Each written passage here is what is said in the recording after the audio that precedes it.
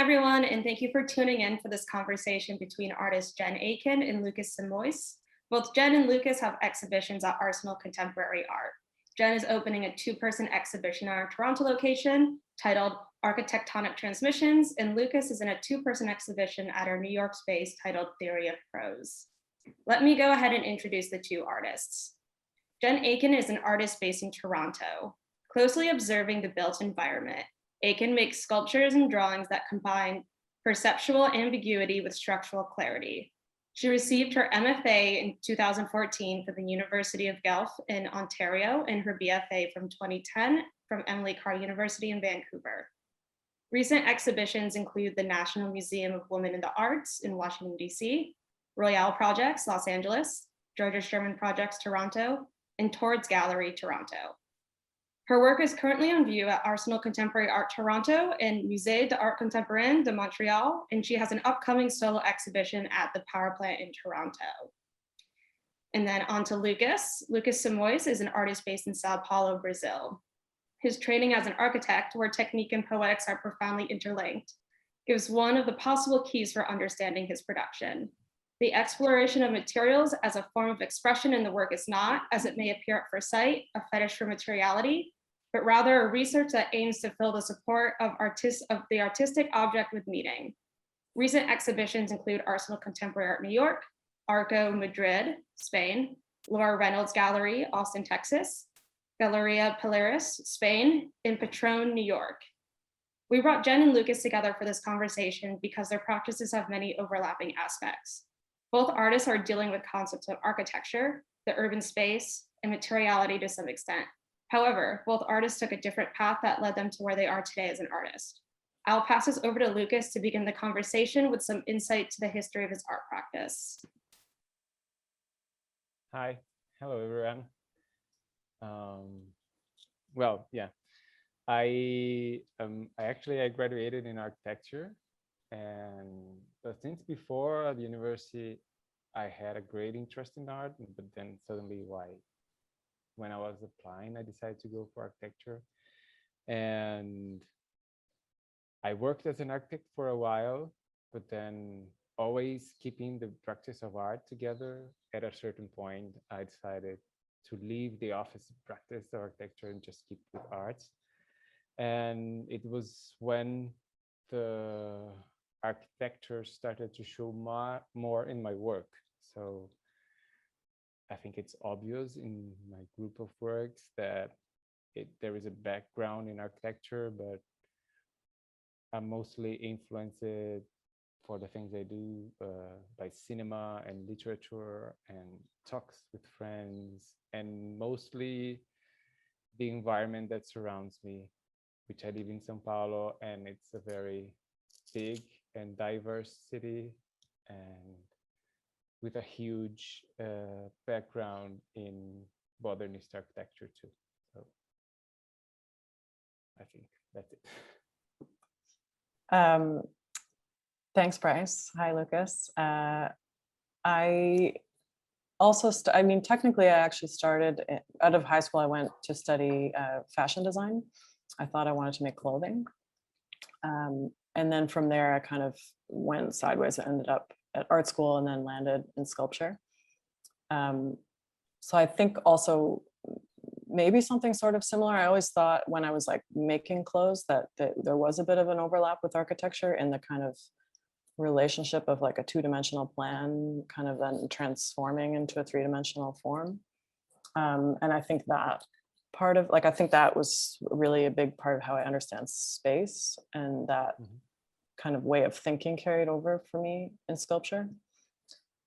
And so I think from there, I kind of ended up with this language of very geometric based forms because of the built environment, because of living in a city in Toronto specifically, and that everything around us is kind of, the space around us is like divided into a kind of segments of a grid in some way or another on all different scales. Yeah. And so that's just kind of like how I think through form. And I didn't know much about the urbanity of Toronto or that you had this grid or whatever. I just saw some images, but I never really paid attention to. There is a how very it strong works. grid. Like I noticed when I first started to travel when I was younger, I always thought I Mhm. had this great sense of direction. And then, It's going to very like an easy to old do. European city is like, can't do it. Yeah. Yeah. São Paulo is just a mix of both. You have certain neighborhoods that are great, some are not, but they're definitely not planned to connect each other. Yeah. There are definitely, I So, mean, there are for sure organic bits here that happen mhm. that are, are kind of feel like bad design that just sort of got, clunky, kind of develop one thing after another. Mhm. And those moments I actually love, like this word Yeah. accretion came up for me a while ago, the kind of like layering of like one era and then another thing gets added on, another thing gets added on, and the kind of Mhm. total form that you would arrive at is like maybe counterintuitive or inefficient or like Mhm. ugly, or like it's like one Yeah. kind of cheap solution after another, and then it ends up in this kind of rich detail that you Yeah. couldn't have predicted or designed. There's like a organic thing to that I like. Yeah, that's very cool. Yeah, I think it also reflects a lot in our work somehow. I think I never really paid much attention to that until I had a friend that came over from the United States. It was the first time he came from Brazil to Brazil, and he just like he stayed in my place, and then he just said, "Well, I really see your city in your work," and of course it was obvious when he said, but I was never thinking of it. It just showed there. So it's how somehow I try, or it's not even a thought. I just organically absorb all the surroundings and the craziness. And it's a city, Sao Paulo is a city that seems to give people a certain idea of instability somehow. And it's for sure also in my work in a way that, like, the neighborhood where I live and where it's also my studio, there are some people that would say they would never go because they would never feel safe. Although I lived there for 15 years and nothing happened, you just maybe you're more aware of what's around you, but it's this kind of city. It's very segregated in a way, and at the same point, I would never choose to live in another other neighborhood because I think living where I live, which is downtown, is where I really can be in touch with all the types of realities, even the tougher ones and the harder ones to see, and the most classy ones. So it's interesting to see how it's possible at a certain times of the day that these people live peacefully together. It's so in this way, it's a very fragile balance that keeps everything together. And I think I never thought that the relation of architecture and the living part in my work would be so clear for someone that it just came from another city, that it's probably another reality, and just see at the first sight, you know. Mm-hmm. Yeah, and we were talking a little bit about this the other day, that it's not a direct translating, like the idea Yeah, that an artist is just a sensitive person, and like wherever you are, the kind of the world, your surroundings is going to come in and sure. Yeah. kind of filter out, right? Like I Mhm. wouldn't necessarily guess where you live by looking at your work, but then it's true, if Yeah, someone that came and visited you, you start to see these links, and maybe you yeah. do for yourself too. I know sometimes looking back, I can kind of see, I don't know what I'm doing at the time, maybe, but I can then, going back through photos or sketches or something, I can kind of think like, oh, that was that, that's like probably from that thing that I saw that day, or Yeah, yeah, yeah, totally. It it it gets clear, but it takes a while to show. yeah. Yeah. Do you, maybe on that note, do you have like, what is your kind of process of generating a form or a sculpture, or Yeah. like how does something kind of come to be? I think it's mostly, well, some of the pieces of work I do, they were really related to modern architecture or brutalist architectures in some other places. So it's just like these specific works that are the Abismo series. I think they try to get the monumentality of that architecture somehow. Even though brutalist architecture can be small, there is always a potential idea of monumentality. And so that's basically what guided me to draw those pieces.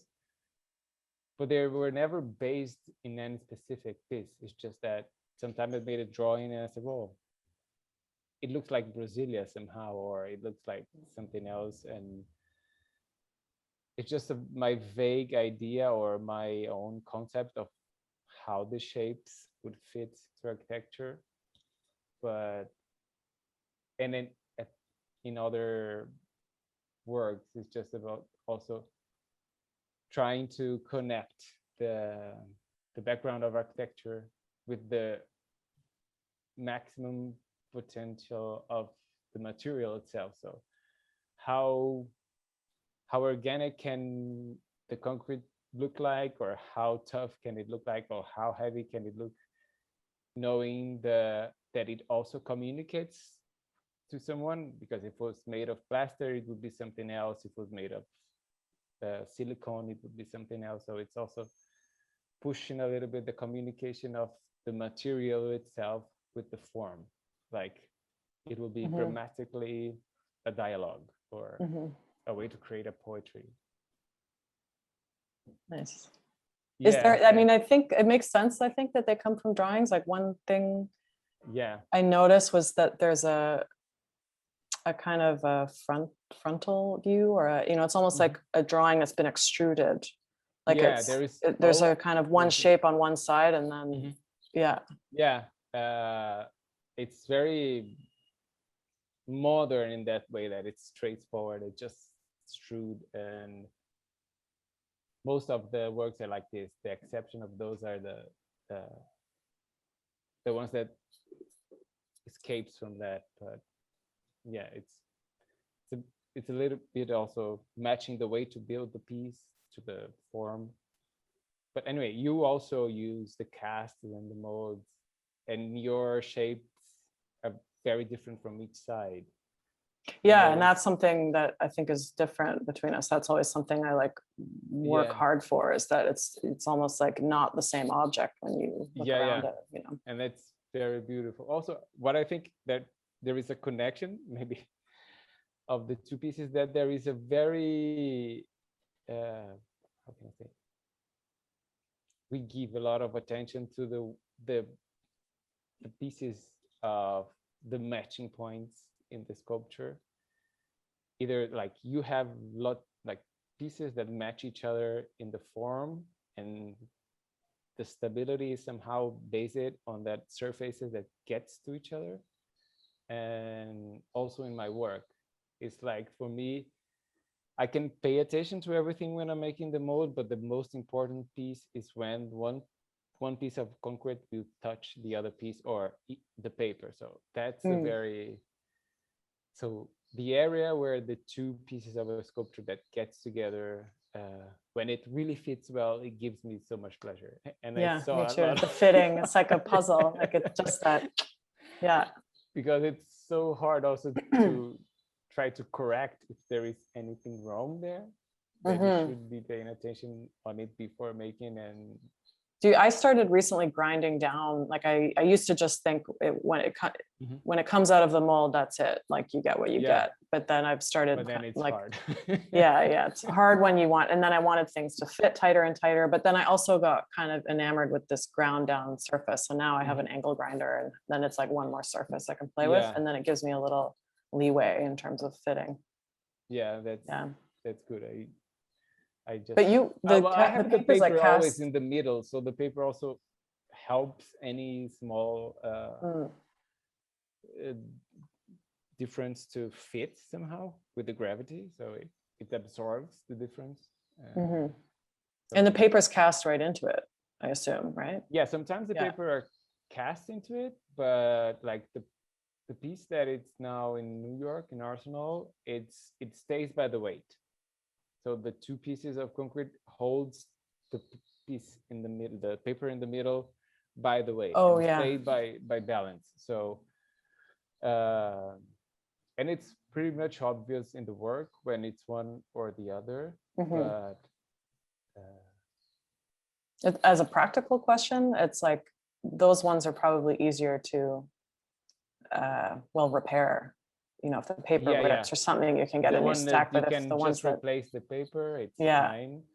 The other ones, I also like the idea that the paper, although it doesn't seem to be, it is a very strong material, and I like the idea that the time will show in the work, even if it's just the time that some sheets can get more yellow than other ones, or the time that the piece itself, there was an accident, there is an accident with the piece, and it will show.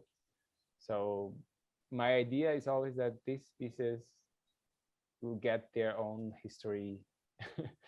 yeah, I like that The- too. That when before concrete, I was making work that needed to be sort of pristine.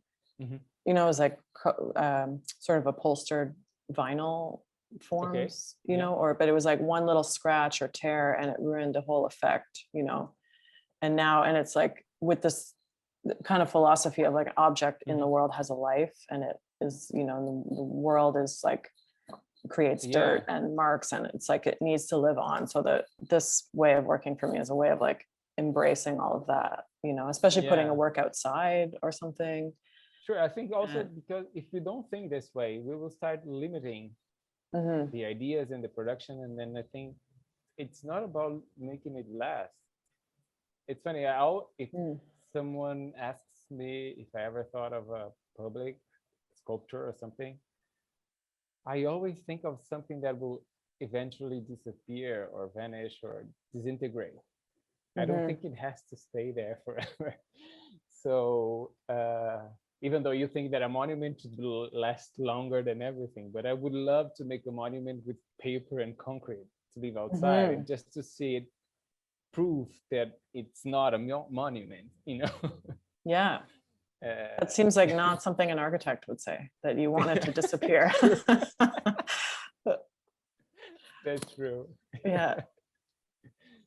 So it's funny, this idea of keeping, but also when people ask, well, how do you care, even those that the paper is just by pressure, people are usually interested how you keep the paper. So the paper will age, and it's part of the work.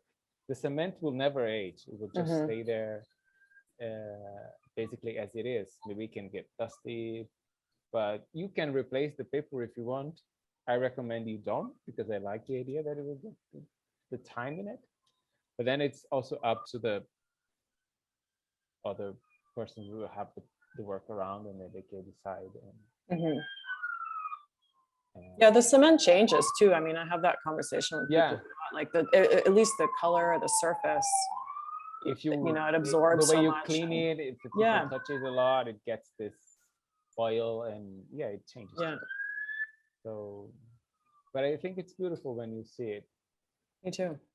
It's not. I also, in those casted cement and paper, although it's all white paper, just copy paper, I mix brands of paper. I have the idea that they might get old with different colors. So maybe they should, maybe they don't. I don't know.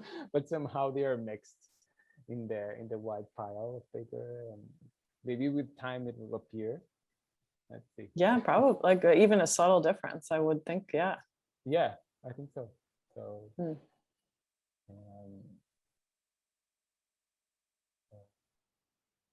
I wanted to ask too about, because I think we sort of both have some work that we are calling drawing that's not drawing necessarily. And, you know, I have these small wire sculptures that I made last year. And then also recently, there's a couple of pieces in the show at Arsenal that's going to open very soon that are kind of larger versions of that. It's like idea of drawing in space. Okay.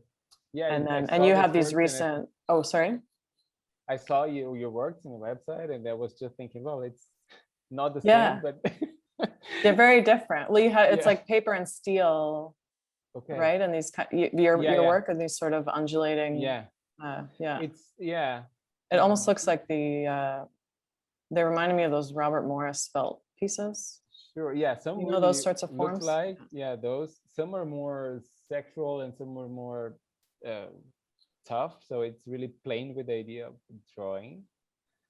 But it comes, I was thinking of it when I started making it, because for you it's the same, like the drawing for us that makes sculpture, even to me when I was making architecture, the line in the paper is not just a line for a line, it represents the idea of something that will be built.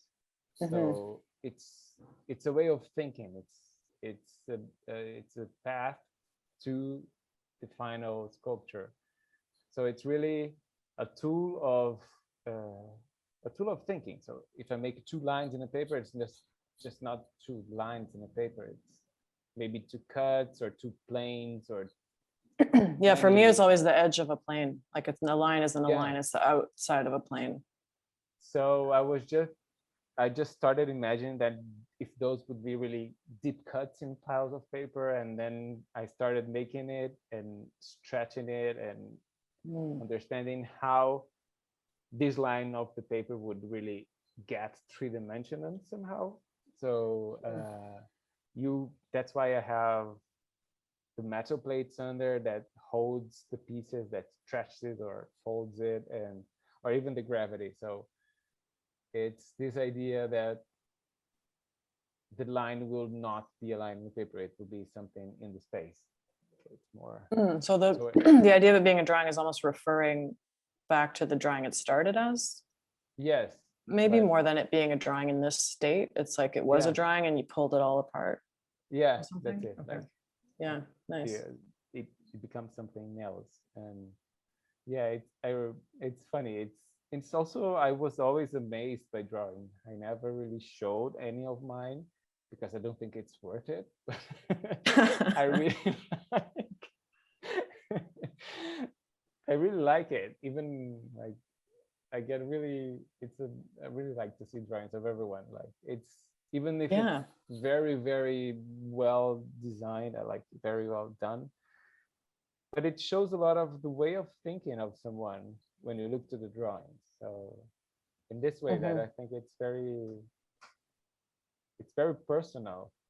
in a Yeah, way. it's like kind of access, like an Yeah. intimate access to something. Yeah. Sure. And yeah, so the idea of drawings were about this. Like I've been doing so many sculpture series, and then somehow I thought, well, I would like to make a drawing exhibition, and then there was no drawing, it was more sculptures, but that was the idea. Right. It started there. Yeah. You started there, yeah. So it was. And It was that's how really I ended nice. up with my wire drawings too. It's like, Okay. I do make two-dimensional drawings on paper, and oh yeah, and then so the drawings on paper I was doing was kind of a process of like making a line, adding a line, and deleting and or erasing, this kind of like adding and subtracting until something kind of emerges. Yeah. And then I just, like, in my nature, I just wanted to pull it out into space, and always I have this kind of like what I call like painter envy, where it's like where the labor is the art, and like so much of sculpture is like the art happens all in the background, and then the labor is like, then you actually make the thing, and there's no art happening anymore, it's just work. And so the wire drawings is a way to like fuse them in that way. Like I could just like, so I was like soldering copper wire, one piece, another piece, and cutting things away, and then when I'm done, it's actually done. Yeah. That's, I always I have the same feeling about painting. It's like, well, my life maybe should be easier if I did some of those. Yeah. Not easier just physically maybe, but mentally harder. Mentally hard, yeah. Also technically hard. Everything is hard to do if you want to get a nice thing done. So But yeah, and also we were talking about the surface that touches each other in the sculptures, and what I saw in your work, and I really think it's amazing, it's the negative space, in a way that I always thought, well, maybe I should use my casts as part of the sculpture itself, but I never made to get to a nice result of it. And then when I saw your work, it's not a cast, but it's just this piece that the form that moves from one to the how can I say, it's just, it detaches and turns or something like that in the form. So I found it very beautiful to see it. Did you ever use the cast as a piece of the sculpture itself? No, people have said, I mean, when people come to the studio and they see them, like they're really kind of interesting objects, the molds, because I don't do it, like I just kind of ad hoc it, like it's like wood and plastic and foam, and it's just like this DIY looking wild structure. Like it just, you can look at it and it's like, what is happening? And like they're interesting, but it's not, I don't know, it doesn't, it just feels like that would be someone else's work or something. Yeah, It's not a strategy that makes sense for me. So it's just the same for me. Some people just love even because as I do, maybe I don't know how you made the crates, but I made the crates many times with the casts itself. So interesting. the casts are made of foam. I take the piece off, clean it again, and put it all together, and then it's the crate of the piece. So, I would love to see a photo of that if you're open to sharing. The crates of my concrete sculptures are like the bane of my practice. They take so much time because the objects are complicated, and so there's so much kind of supports that happens to happen inside a box. And in your case, I think it for sure will be more complicated. Mine, as they're more flat somehow. Right. But anyway, I will send you a picture, then you can see. Thank you. Yeah. But yeah, the negative space thing, there was a project I did a few years ago where it was like not a thin plane. So it wasn't a solid concrete thing. It was like mostly paper mache with like a little bit of concrete mixed in. And then they were kind of these like kind of hollow containers, so it was like just a paste that would get spread around a mold and then kind of peeled off. So it was like a shell. Okay. So it's kind of had a bit more, like the negative space was even more a part of it than, or even more the main thing than with a solid form. And it's nice. and now I'm into this just like lines in space. It's even more. Yeah, well, it's funny. Well, I try not to control much the interests of me and the work, how it goes, and I feel sometimes that I'm too open and I get distracted to so many things, but I think I cannot deny it. It's also part of my work. So I think it changes a lot with the living with the work and making it, and then I'm never really satisfied, but then I think move on, it's good. So that's it. I decided to go for the drawings that are not really drawings, and then adding new things to the vocabulary of my sculpture. So yeah, the never really satisfied, I can relate for sure. Probably a lot of artists do, but it's like it sort of feels like the final object is kind of not the point. It's like you're kind of in it, and like anything that I actually make is never going to be as good as the impulse to make it. Like that's where the energy is, or like it's sort of always about a bigger picture or like a hint of some kind of big world, like autonomous world for the work, that there's sort of like imaginary sculptures that don't exist within there. I don't know if that makes sense, but no, I think it's the same.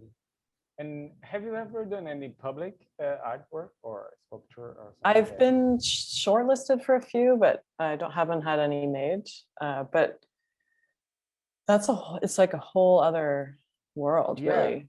No, I never did. Also, I just mentioned that I would like to do something that disappears, but I never did either. It's just that it's just a complete different way of thinking probably. Yeah, I mean, there's so many other factors and terms and Yes, sure. So yeah, it's not just and you and your ego in the studio anymore. Yeah. yeah. Do you think of And doing big I mean, your work mostly is a sort of smallish scale, is that right? yeah, Like the concrete and paper ones are relatively yeah, there are some big ones, but they were just commissioned for specific shows. My studio is not that big either, so I think I mainly work in the scale of the space I have to work with. yeah, same. Of course, when it's a special project, you can plan and make it in pieces and then put it all together. So yeah, but it also, because if I make a huge thing in concrete, it will really be impossible to move. So, and I'm not the kind of person that wants to stick to a work. Like I have maybe one of my work in my place. I'm really not really, I don't want to keep them to myself. It's just that it's part of my process of keeping the interest. But so if suddenly I make a huge piece and I have to have it in my studio forever, this idea makes me not very happy. So I never did a very big piece. So, and what about you? I didn't see any of the pictures with a human scale. So, but I don't think they're also very big. I've done a couple big things in other materials, but not in concrete for the same reason. It's like that. I kind of, the scale that I work at is like maxed out of my own body. You know, I can like drag 200 pounds across the studio floor, but not much more. I definitely can't lift it, you know, and then to actually move them is more people. But then to even make it, you know, and so it could scale up, but that would be a whole team and engineers and, you know, like ordering concrete. The cast have to stand the weight of the concrete liquid and like, it's not a simple thing. So it's like, it's not that if you change the scale, it's the same. It just changes everything. Everything. So the big things I've done have been like paper and fabric and like a wood armature with a coating and also the biggest things I did were maybe site specific, then they were made for space, and then it will be dismounted later on. It's just for a certain period. So do you keep, so are they stored like the kind of accordion fence structure that you had? Does that exist still, or that one exists still? It's in the storage of the gallery. They kept it for me, but that would be like, it's too much space. I'm really happy they kept it, and because that's it. It will only happen in a very, very big space, and it's just meant to happen with the public. It's not to be still. So it's harder to find chances to show it. So at least it folds up into a kind of block, it gets very compact. Smart. It was that sculpture and that installation was really good to be made. I was very happy with it, but I realized that people are not very comfortable in moving that big piece because it's about furniture moving.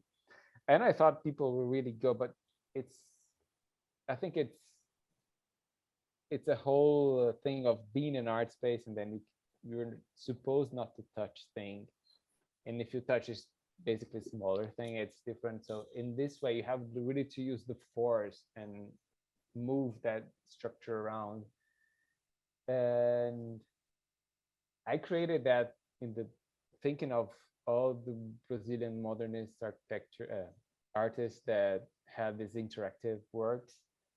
And then when it got to the gallery, there is a gallery space is not a very wide cube, and then people were not really interacting with it because it was not an easy object somehow, and it was really a struggle to make it happen. If you wanted to create a space there, it would really take a long time. So I was very happy when people just like spend a long time there, like moving the walls and creating diagonals and rooms, but it was less than I expected. But now, after I did it, it all makes sense. But before, I was more enthusiastic that it would be easier, that people would connect to the piece. So it's nice when the works give you a feedback in a way. Yeah. How people react to it. Because you kind of can't control it in a certain way. Like you respond to feedback, but you tell people not to touch something, everyone's going to touch it. Or if you want them to, they're not going to. The contrary also happens a lot. Yeah. Yeah, and in this way, your work feels the same, but there is, I don't know, it's like it almost attracts people to touch. I don't know mine, if it's the paper, what it is, but people, when it's a show, they always want to touch the piece. There is a and probably pick it up and move. Like I saw, I think it was on Instagram, a video of you manipulating a piece. Oh yeah, that one. You know, is and supposed to have. It's supposed to be okay. Yeah, but the ones that just stands by the weight, if people touch it, with a little bit more of strength, it will fall. So not. So they're fairly precarious. Okay. Yeah. I was wondering that, actually, looking at them, if it really was the paper, the ones where the paper is just held by tension, if that was real, or maybe there was some secret mechanism inside and you were kind of faking it. But no, that's great. Yeah.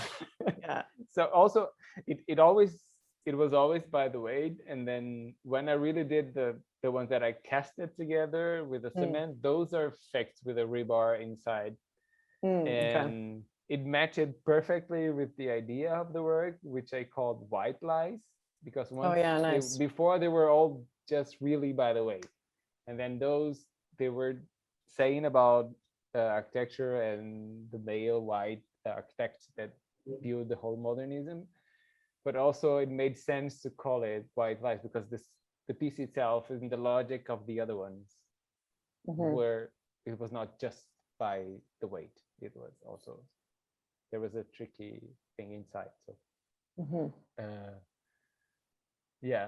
I like to play with the titles in that way too. The weight, maybe we can, because you mentioned, Bryce mentioned something about the idea of a invisible medium, and that the kind of link between my use of negative space and your use of gravity, which I thought was a kind of poetic way of looking at that. Do you have a I don't know, how do you think about is it the gravity of, like, or how what is the role of that in a form or in the work? So that's true. The gravity is always maybe something that I try to, how can I say, solve in the drawing somehow. Every time I'm drawing a piece of concrete, I try to calculate or imagine where the gravity will be mostly, and always trying to push it in the limit. So many times when the piece is done, it's not working. So I just do some of them just fail and you have to like make it longer on one side to counterbalance? Doesn't work, or I have to change the support points, or some really just I have to throw them away. They will never be able to stay. But that's it. It's a very I calculated, but not really, and also it's all handmade. It's not so easy to get the real weight of the fragments of the piece, because there is the steel inside and the amount of concrete that goes. So it's kind of I think where it's most compelling is like the when the paper is like spewing out of something almost, and you feel it's almost like the paper has more weight than the concrete in a way, because it's showing it, you know, which is not true, but it's like it almost feels cartoony the way it's like. But you know, I like that a lot. It's like it's also like showing a movement or representing. It's a representation of that's true. I never thought it that way, but it makes completely sense. And I was doing the kind of balancing by guessing or like intuitive, like, oh, this looks like it'll stand itself up. And then I found recently a plugin for Google SketchUp where you can actually, do you use that? Yeah, you can actually calculate the center of gravity in the form. No, and that one I never used. I know I used the SketchUp, but more to make the 3Ds and but it's good to know that you can calculate also the. Yeah, it's very useful. You can really push, I can push it to the limit that way. Yeah, that's cool. Yeah.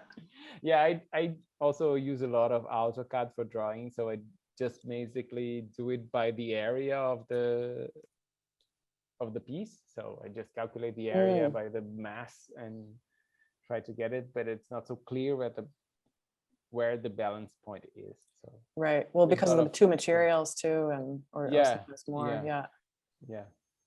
And so, and I thought also one of your works that it's more, I don't know the year, but it's almost like a construction over a layer of construction over the space. They were made with foam paper, and there was a picture of one under the window. Oh, it was like a paper kind of site specific? Yeah. Like those, like very. Did Yeah, you made those in space, or did you plan it before? Those were not planned at all. That was the exciting thing. So I just got a week to install, and then just worked kind of responding to, because that's like, I love working in spaces that aren't like just a totally pristine white cube, when you can pick out kind of little eccentricities. So there was like all this information in the ceiling of that space. Yeah. These like I-beams and weird, or like a little half wall, or yeah, those were really, really beautiful. And thank you.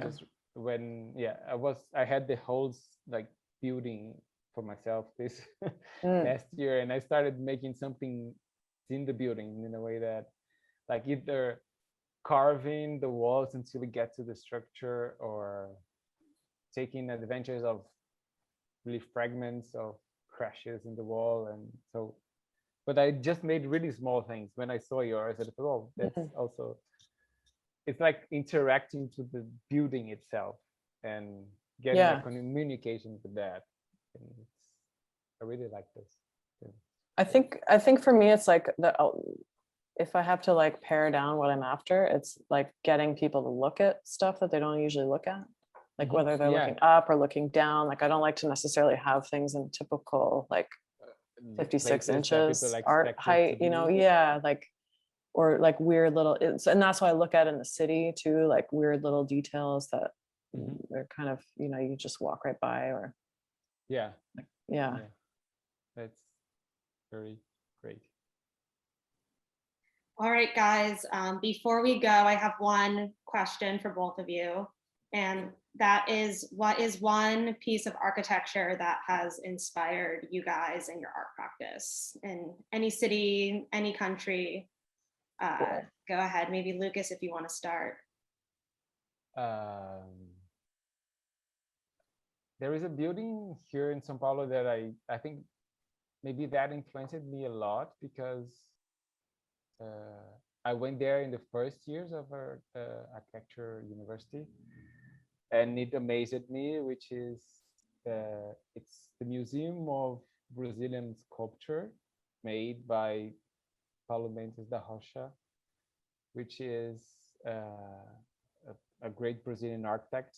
Although I have been to MAST, which is the bigger one, that building, it's all basically underground, and there is just a big covering on the top, all in concrete and with a very, very beautiful structural detail. So I think that was the building that most influenced me in the beginning, and then anything.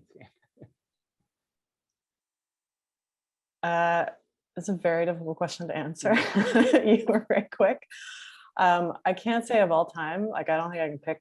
I think in my most recent memory, I would say the university campus of Trent University in Peterborough, Ontario. It's a kind of is a brutalist campus from the 70s. And the thing I like about that kind of like this particular era of brutalism was where the building starts to kind of blend into the landscape. And so the idea of architecture and landscape architecture all get merged into one thing.